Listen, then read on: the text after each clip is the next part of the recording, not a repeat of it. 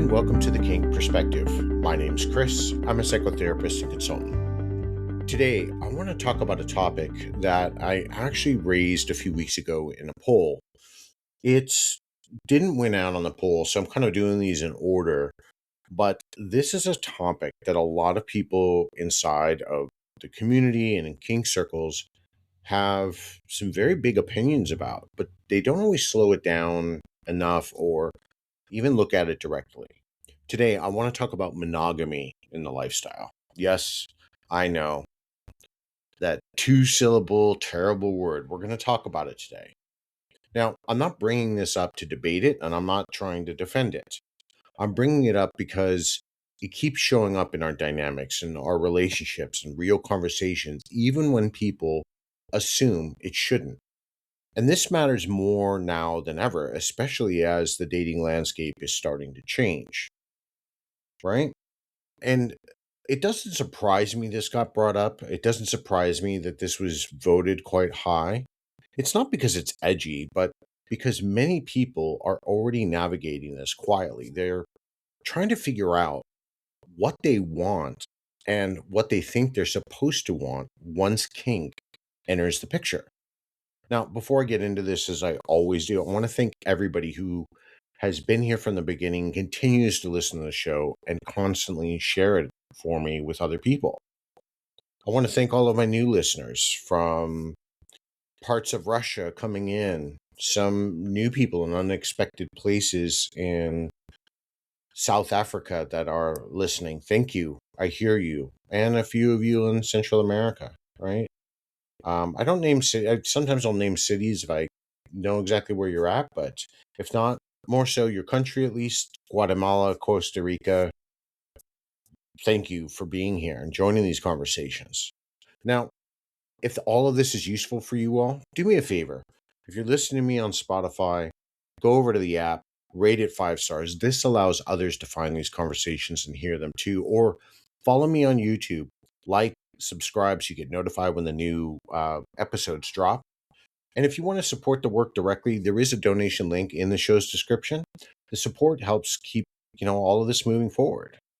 All right. Now that it's out of the way, what I want to look at today is how monogamy tends to get framed in our kink spaces and what gets assumed about people who choose it. Now, there's not a whole lot of curiosity when they do it or even why, but there's definitely not a lot of accuracy in it, right? There's a quiet idea floating around that kink naturally leads away from monogamy, and I'm not really sure where this developed, but that if someone is still choosing it, they, might be afraid or they're limiting themselves or holding themselves back. But when you slow this down and actually look at how people build long-term dynamics, power exchange, and trust, the story doesn't really hold with what they're saying. So this episode isn't about saying one structure is better than another. It's about paying attention to what actually works for people over time and what falls apart when it's chosen for the wrong reasons. So let's start here. What people mean when they say the lifestyle. So when people say, the lifestyle, and I use that context a lot, it is part of the way I live my life, right? It's a structure. They usually speak as if everyone knows exactly what they means, as if it's one thing that's shared or one agreed upon structure or set of values. Now, it isn't, and it never was. For some people, the lifestyle simply means, protocols and rituals, access to experiences they didn't feel permitted to, even wanting them before. There's some novelty here, exploration, sometimes freedom from the shame, or sometimes just freedom from the routine that they have. Now, for others, this means community and belonging, finding people who speak the same language, even if they don't play the same way. Being seen without having to explain yourself from scratch every time. And for some, it's about our power structures, our rituals, the agreements that organize our intimacy in a way that feels steady rather than chaotic. Dominance and submission, not as a value of performance, but as a long-term relational posture. Now, for other people, kink is an identity, not just a hobby. It's not something they step into just on the weekends. It's about how they understand themselves in their body, their desire, their fantasies, their erotic landscape, and their relationships. The trouble starts, though, when people collapse all of that into a single model and then judge others for not fitting it. So when someone says, in the lifestyle we do it this way, what they usually mean, this is how it works in my corner of it. But that gets flattened into a rule very quickly. And once that happens, anyone who organizes their relationships differently starts to look suspicious or outdated and sometimes even wrong. And I'll be clear here because I think some context is going to help a little bit. I've been a sadist for 27 years and I thoroughly enjoy that. And I enjoy the high protocol, high structure, the order that I'm a part of. Probably about 20 years ago, I stopped judging because when we do things differently than others, we expect them to follow what we do. But once we kind of that manifesto that we all kind of believed in, your kink is not my kink, but your kink is okay. That begins to let it slide a lot more. I think in the beginning, when you're new, you're kind of just searching, you're trying to find your footing. And then as you move forward, you get into the rhythm that you want.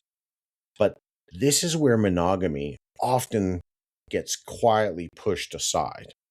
Now, there is an assumption that kink naturally leads towards non monogamy, that if you're open minded enough to explore power or taboo or even all of that intensity, you should also be open to multiple partners.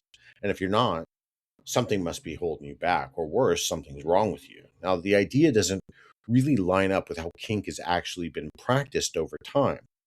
And I'm not here to start debating whether or not different kink practices and how they existed over the last couple of thousand years in whatever form they took on. Long before modern poly language became common, there were leather families, long term MS households, and deeply bonded DS relationships that were monogamous in structure, not because they were conservative or afraid, but because exclusivity supported the depth, the safety. They built that trust, and they had clarity that the dynamics required. And many of those relationships were highly negotiated, they were intentional, demanding, and present. They just weren't built around a sexual variety. And for me, and what I do from a psychological standpoint, this makes sense. Power exchange and attachment and intimacy all draw the same internal systems: trust, consistency, predictability. When those systems are already doing a lot of work, adding more variables doesn't always create freedom, it creates a lot of noise and confusion. And none of this means non monogamy is incompatible with kink. Now, clearly it works for, well for a lot of people, but it doesn't mean that kink itself doesn't prescribe a single relational structure. And that's kind of what we're looking at. The lifestyle isn't a destination you arrive at with a fixed rule book. It is a broad category people step into for very different reasons. And I remember in my journey, the rules that work for some others don't work necessarily for me. There are some general principles and guidelines we do need to follow, and that I'm very adamant about: trust and communication and consent. These things are not negotiable. And if you think they are, then the lifestyle is not going to last long for you. Everything else you start to build. If you like chains, if you like whips, if you're into masochistic, doing edge or needles or extreme play, or maybe the lighter side, right? There is something for everybody. And you start to build your own set of guidelines as you move forward, right? But when we forget that we all have different paths, we start confusing preference with principle. And once that happens, people stop, asking what actually works for me. And they start asking, what am I supposed to want now that I'm here? And that's where a lot of things start to unravel. So let's look at monogamy versus exclusivity versus fidelity. And this is where things usually get tangled. So I want to slow this down and separate a few ideas that tend to get lumped together because they often do. Monogamy and exclusivity and fidelity are not the same thing. They overlap, but they're not interchangeable. And a lot of confusion in kink spaces comes from treating them as if they are. Monogamy is a structure. It describes the overall shape of a relationship. One primary partner, one central bond. It says nothing on its own about how people behave day to day, what agreements they hold, or how well those agreements are honored. It's the container, not the content. Now, exclusivity is an agreement. It's negotiated, it becomes explicit or implicit, and it can apply to sex, emotional intimacy, power exchange, or even all three. Exclusivity answers the question, who is included and where are the boundaries? Two people can be non monogamous and still hold exclusive agreements in specific areas. And two people can call themselves monogamous while quietly violating exclusivity all the time.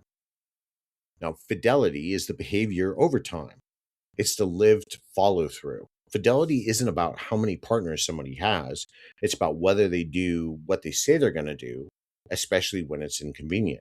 Fidelity is boring in the best way. It's consistency, reliability, the absence of surprise when surprise would hurt. So once you separate these three, a lot of arguments in the kink spaces lose their bite. Many kink relationships are exclusive without being sexually narrow. Power exchange is a really good example of this. A DS dynamic often requires a level of focus and attention and psychological presence that doesn't spread across, multiple bonds. Now, that doesn't mean no one else exists. It just means certain roles and rituals and forms of access are held in a close loop. And at the same time, many non-monogamous people expect very high levels of fidelity. Now, agreements are often detailed, negotiated, and revisited. Now, when those agreements are broken, the injury is real. And it isn't dismissed just because the structure allows multiple partners. So the real tension isn't between monogamy and non monogamy, it's between clarity and drift. And when we look at this with a little bit of a psychological lens here, humans regulate attachment through predictability. We calm our systems by knowing what to expect and who to rely on, by building trust, where our actions meet our words. And that's true in vanilla relationships. It's especially true in kink ones, where our intensity and vulnerability and power are already in the mix. So when people choose a structure that doesn't actually match their attachment needs, things start to fray. Some people choose non monogamy because it sounds expansive, but secretly they want exclusivity. And other people choose monogamy because it feels safe, but resent the limits they, never consented to inside of themselves. So in both cases, these issues, you know, the problem isn't the structure, it's the mismatch. And this is where kink culture can get a little bit sideways. There's often an unspoken hierarchy where non monogamy is treated as more evolved or more self aware, more honest. Monogamy gets framed as fear or possession or even a failure to do the work. But when you look closely, what actually causes harm isn't the number of partners, it's unclear agreements and broken trust.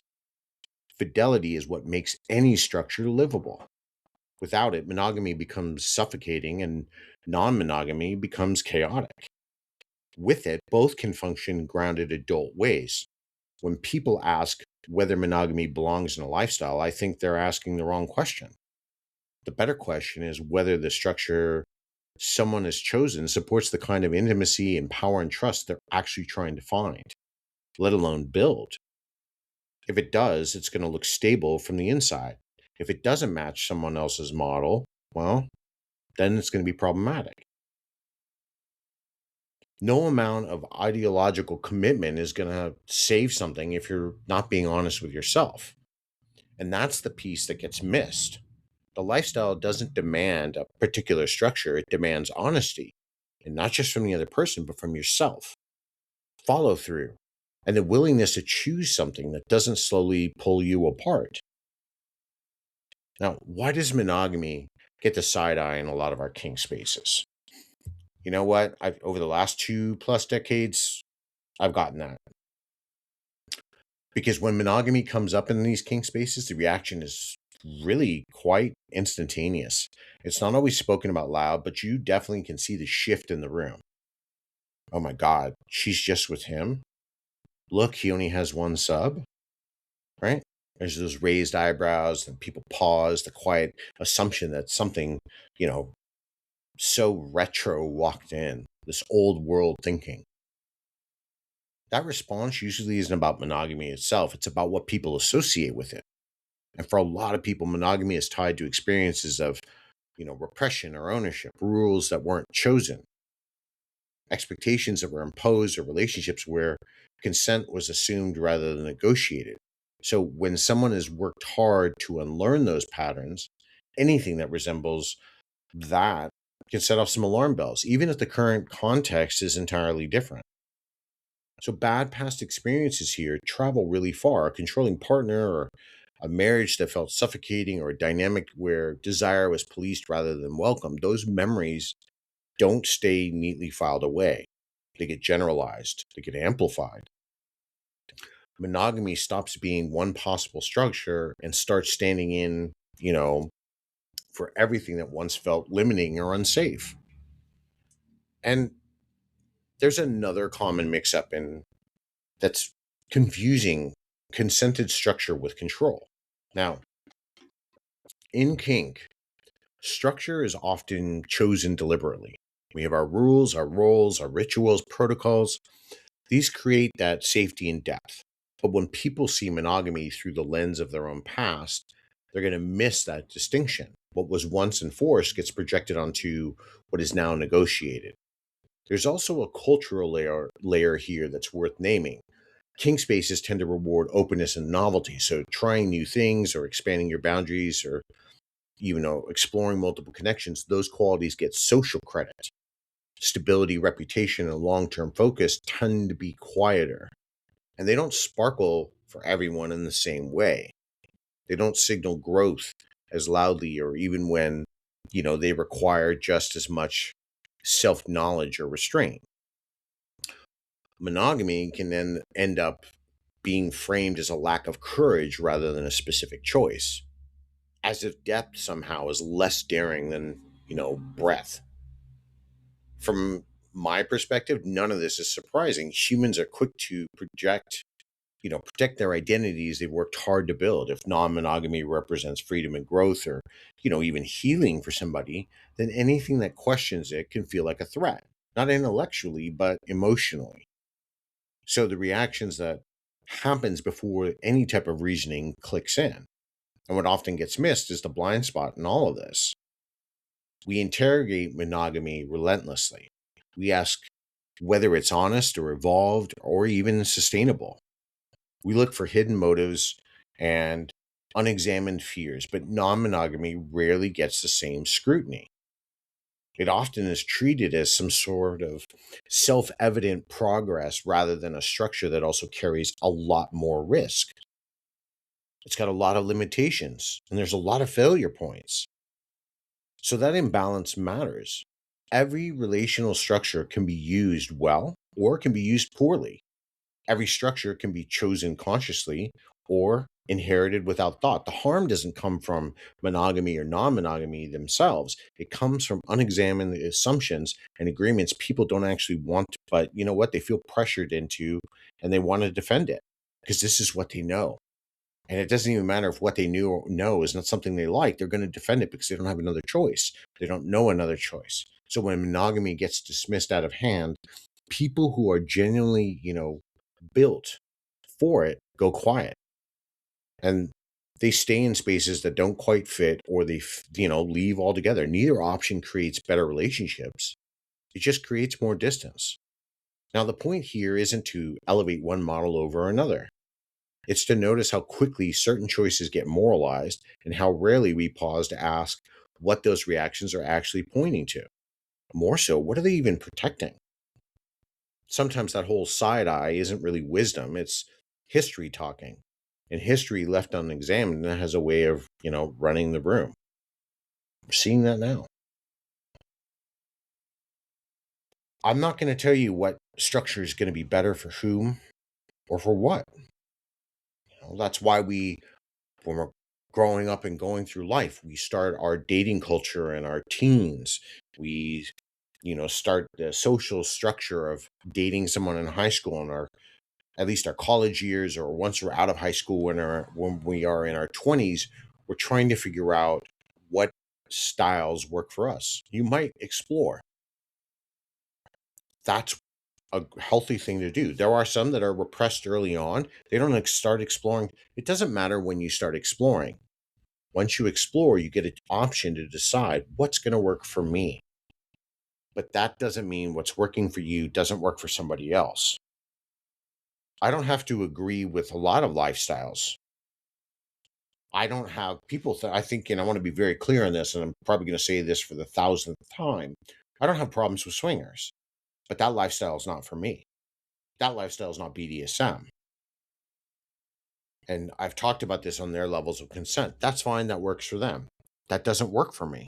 If the people want to do that, that's why they have their clubs and they go and do that. I don't participate. There's nothing wrong with that, right? So there are structures here: monogamous, non-monogamous, ethical, non-monogamy, all of these different things you want to call it. I don't know why we have so many different labels, because it's not. We're trying to over-explain the same thing. I'm not going to get into debates and definitions either. That's not what I'm doing today. All right. Before I come off of this, because I see where this is going to even go for me, so I'm going to stop myself before I interject too much. Because I'm trying to remain a little bit neutral, because again, what works for me doesn't work for everybody else. That's fine. And I expect you to. But I definitely know what works for you probably won't work for me, and that's okay as well. I'm not asking you to conform to me. Just don't ask others to conform to what you want. And that goes for a lot of things. Relationship and here I'm only talking about relationship styles. I I have friends that are poly, I have friends that are E&M, I have friends that are, all of it. And I have a lot of friends that are monogamous. That's fine. What works for all of us works for all of us. We're not trying to convince each other. Join my tribe. It's not how it works, right? All right. When does monogamy actually work in the lifestyle? Well, it isn't usually because someone is trying to be traditional or cautious here. It works because structure actually matches people on the inside. Now, there are a few patterns that tend to show up when it holds. One is a high tolerance for communication.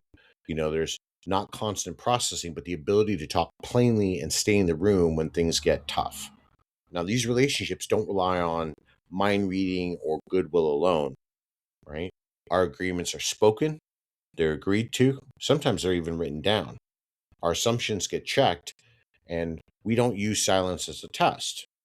And another pattern is clear erotic polarity or power exchange in many long-term kink dynamics, especially in DS or MS ones. Exclusivity supports the focus. That attention isn't divided, and roles definitely don't blur. The dynamic has a center of gravity. Now, that doesn't mean there's no flexibility, but it does mean that the bond itself isn't competing with too many other pulls. There's also often a low appetite for novelty and a high appetite for depth. These are the people who would rather go further with one person than wider with a lot more. Not because they lack curiosity, but because intensity and familiarity and trust create the kind of experience they're actually after. For them, repetition isn't boring, it's refining, it's depth, it's closeness. Explicit agreements are another key piece here. Monogamy that works in kink is rarely assumed, it's discussed, it's defined, it's revisited time and time again. People check whether the agreement still fits rather than clinging to it out of habit or fear. And that flexibility is what keeps the structures from becoming rigid. And you all have heard me talk about this in the past. I have a set check-in rate anywhere from 4 to 6 weeks, but I've been doing this long enough that that's where I'm at. But that's what we do, and we check in. Do we need to make an adjustment here? Is what happened 4 weeks ago or 6 weeks ago now no longer relevant? It is, or it isn't. We don't worry about it, or we go ahead and revisit it again, right? And from my view, these dynamics tend to support a strong nervous system regulation. Why? Because predictability reduces background stress. And the trust here is going to build through consistency. So when people know where they stand, they can relax into the intensity rather than bracing against it. When monogamy doesn't work in the lifestyle, the cracks tend to show in predictable places. It struggles when someone wants novelty but feels they shouldn't. When desire gets managed through denial rather than honesty, it breaks down, especially when the communication is thin, when agreements are vague, or when fidelity is treated as implied instead of practiced. It also falters when monogamy is used to avoid difficult conversations. And let me tell you something, no successful relationship on this planet, if they've been together for 10, 15, 20, 30 years, they will tell you they have gone and dealt with some of the toughest conversations ever. And they face them and they work through them. It's not, you know, Paul versus Mary or John versus Adam. It's not. These relationships, it's those two people against the problem. So choosing exclusivity here doesn't fix insecurity or jealousy or mismatched needs. It just contains them. If those issues aren't addressed, they tend to leak out sideways through resentment or secrecy or some sort of sudden rupture. What I'm talking about here is, monogamy can fail, but if you're not going to have these conversations, if you're keeping things internal, honesty, not again, you can't just demand honesty from your partner. You have to demand honesty from yourself. And sometimes monogamy doesn't work simply just because people involved aren't built for it. No amount of commitment can override the fundamental mismatch between structure and desire. That's not a failure of monogamy. It's not a failure of the person. It's just information. So what tends to make the difference isn't the ideology, it's the fit.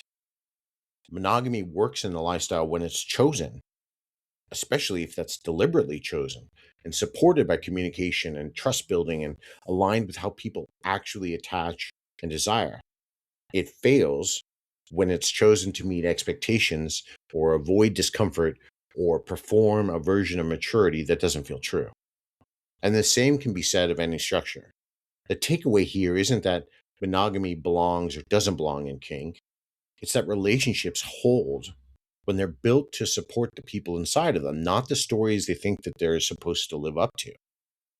When the structure fits, it stops feeling like a rule and it starts feeling like a relief. More so, that relationship starts to feel like home. When it doesn't fit, it's the place you want to escape from. Again, I come back to this. This is the moment you have to be honest with yourself.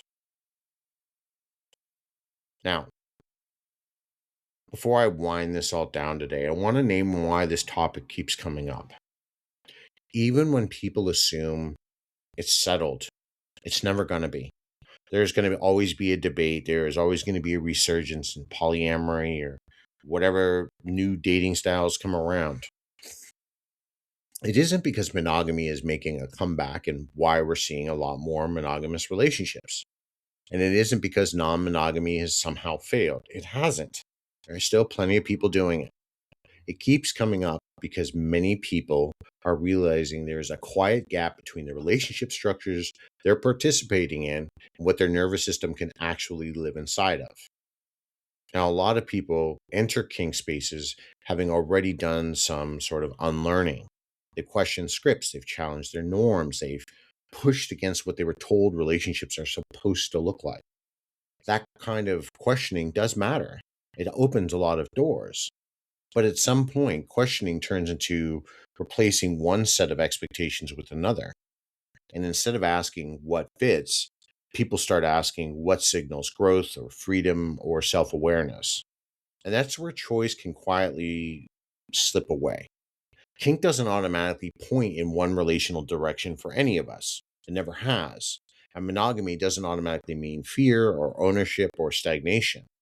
Those stories we attach to structures when we stop looking at how they're actually lived. And what matters more than the label is whether the arrangement you're in lets you stay honest over time, whether it supports trust instead of eroding it, whether it allows desire to be expressed or to expand without some sort of secrecy or self denial. And I'm talking about this today because this wasn't about defending a structure or challenging one. It's about making room for people to notice the difference between what sounds right and what feels sustainable. Because when people force themselves into arrangements that don't fit, the cost usually shows up quietly. Fatigue, resentment, dread, a sense of being, out of position in your own life. It's not always dramatic either. People ask me these questions. How am I going to know? Is it going to be some alarm bell? It's not. It just becomes some sort of slow drift away from yourself. And the opposite is also true. When the structure does fit, things settle. There's not a lot of managing, right? You're not performing. There's not a lot of explanations. The relationship stops feeling like something you have to justify and starts feeling like something you can stand in and be a part of. That's where the real agency lives. Now, you all have not let me down, and I really appreciate this. And I'm going to go back to the comment from the person I got back when I asked this question a few weeks ago, or I'm kind of she very well pointed out to me um, what I was doing. That's fine. I accept it. My questions will continue. The reflection questions will continue. And as I've heard from more of you, they do help. You just got to understand, for me, it's the feedback. If you all give me the feedback, I can keep delivering more to you. That's what I'm trying to do. So maybe it wasn't the best attempt, but I appreciate all of that stuff. So here's the question today I'm going to leave you with. When you strip away what looks progressive, what earns approval, what sounds enlightened, what kind of relationship structure actually lets you stay intact, lets you be honest, and even at ease over time? That's what I want you to think about today. Now, a couple of things. Christmas holiday was great. I appreciated all of that. Thank you for your wonderful comments. Christmas was, fantastic for me. I probably gained like 5 years of experience in, I don't know, less than 2 weeks. Worked with a lot of veterans. I have jotted down in some time because, then my mind settled, and I jotted down a little bit about, I have the brainstorming to the pre-outline before I get to the outline of a book. So I've got some ideas and I'm building on it. I do listen to some of the feedback I've gotten from my book. I know, look, it's repetitive, but I've said this. I shame my own book. It's still a good book. It's not an expensive book. It's still a good book. Tangled Desires, the intersection between psychology and BDSM. I know it's a little bit plain, but it's a good refresher, right? I didn't write, it's not an erotic novel, and it's not a how-to, but it is explaining. And sometimes when people in my position write stuff, we tend to lean more into what we know. And I went a little bit academic. And so I heard you. So this time it's not going to be. And, bear with me. I wrote the book years and years ago. And so this one, I promise, I'll do a little bit better on. Okay. But right now it's brainstorming. And that's where I'm at. So the development, no. Somebody asked me if I have a working title. I do. Am I going to release it? No. It's going to be a while. I need to flush it out. But I'm excited. I've learned a lot of these last 2 years, definitely with working with people. So I've got some ideas. It's coming, right? I might drop that in a few months, but just give me some time. I need to really kind of keep marinating on it. That's number one. Number two, you're famous now. We're going to have to get to this because it's been a week. My block button has been active. I don't know. I think I blocked about 100 and almost 200 people this week. It's probably easier to do that. Now, first, I want to say this. I don't care. I'm not here to be an arbiter or a judge of anybody's politics. I'm not going to. And I don't get political. Um, I've been a lot of places in this world. I've done a lot of things on my own. So I have my own formulated opinions, and I'm going to leave it at that. With that said, if there are things that people are very passionate about that I don't agree with, that's fine. I'm not asking you for anything. I'm not asking you to change your opinion. Probably not going to change mine. So for me, it's a little bit easier. I just disengage. And then I get the comments of why. It doesn't matter because I don't need to justify myself. If I don't want to engage, I don't want to engage. And I don't really like to go into echo chambers either. When you start attacking me because I have disengaged, because I am not agreeing with you, and I chose not to even publicly, and get angry and then send me hateful messages to the person who thinks that they rule some sort of kingdom. I'll leave it at that for their screen name. I don't need to justify it to you. I'm an adult and I don't agree. And I don't want to debate because we're not going to see eye to eye, and that's okay. But you make my case stronger when you start insulting me because all I see are the insults. There's not really a lot of information. It's just noise. And this is literally why I disengaged. Right? I know people ask me all the time, why do I keep doing this segment? It's because it is my way of releasing the pressure from what I feel. I want to change this up a little bit. I want to say thank you to somebody. Somebody had complimented me yesterday and said thank you for the help that I provide. And, I explained why I do the work and I explained why I write. And in short, the reason why I do in the language that I say this in is because when I looked for my own help many, many years ago, the language is academic, too clinical, too abstract, right? And this is what I said. And so he came back to me and said, just own it. We're saying we appreciate you. And you know what? I came back with one final time. I just said thank you. Right? It's tough for me because I'm not doing this for the recognition. I'm doing this to help. So a little bit of change. It's not so much that you're famous now for being insultive.